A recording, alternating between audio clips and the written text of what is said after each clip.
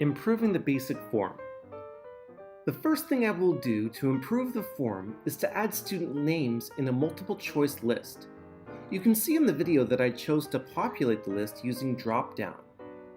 This is easily changed later on to multiple choice with only a click. Having a list of student names will save me time from having to type them out like I had to do on the basic form. It will also keep the names uniform for easier organization on the Google Sheets, which we'll look at later. Next, I will click the plus button to add a list to indicate the behavioral concern exhibited. You can add the items you would like to track or that you suppose you will likely track multiple times. This helps reduce the amount of narrative required for the section that describes the incident.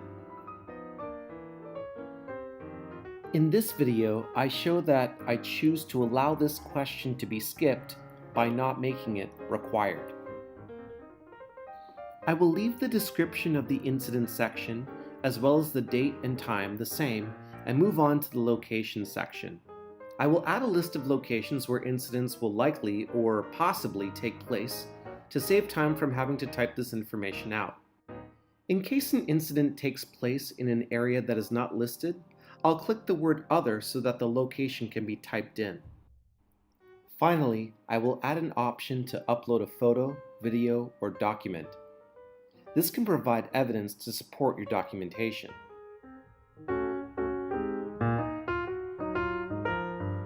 When you opt to have uploads, you will need to make choices about file size limitations. If your school subscribes to Google Suite, your storage is unlimited, so you may accept large files like videos if you so desire to upload them.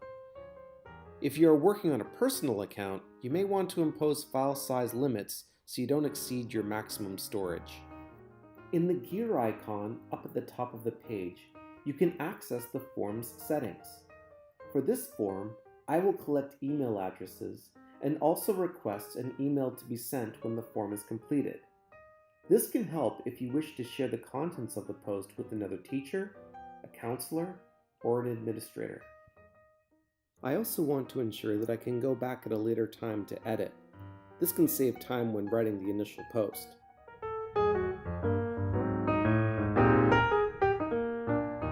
For the purposes of this form, there is no need to show the progress bar or shuffle the order of the questions, but it is helpful to have a link for submitting again. This can be a time saver if you are entering in multiple posts. You can also personalize your submission message. In the color palette icon at the top of the page, you can customize the look of your form.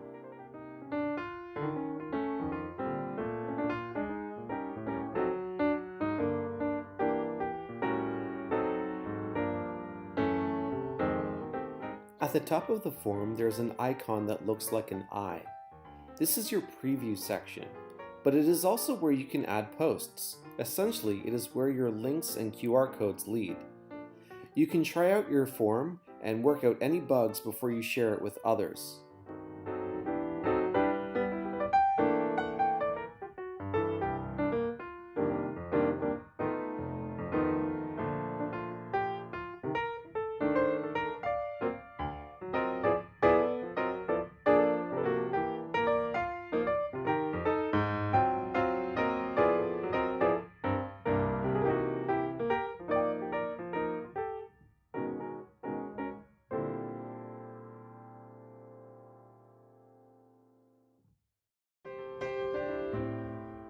We have opted to receive an email for every submission. With this email, I can forward the incident to another teacher, the school counselor, or the administration for further support. Your form is now complete, and it is working as intended. Share a link with your specialist teachers and create a QR code poster for supply teachers when you are on leave.